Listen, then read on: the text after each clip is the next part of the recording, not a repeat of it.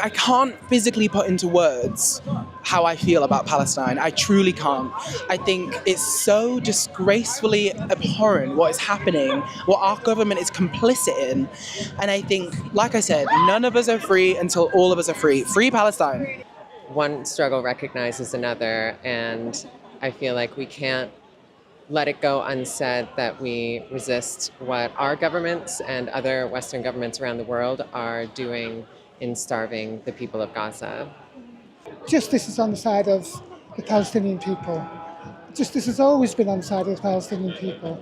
I've lived and worked with lots of Palestinian people in different countries, and they've always been such wonderful people. And it's so awful to see what's happening. I think the trans community are for justice.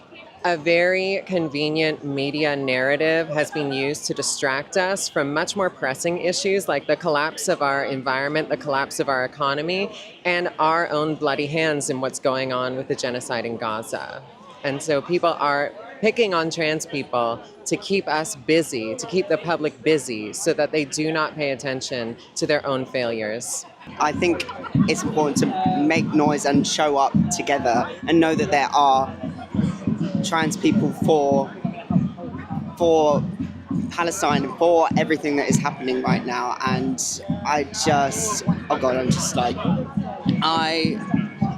it's just so emotional. The Israeli state has spent decades attempting to pinkwash or essentially make themselves seem like the sole voice of LGBT people in the Middle Eastern region.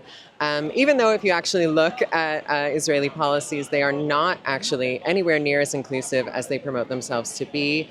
And you know, as a trans person, I see my struggle connected to everybody else's struggle who is oppressed by the violent institutions and governments that rule our lives. So to me, there's no separating them out. I won't have a politics that is just about me.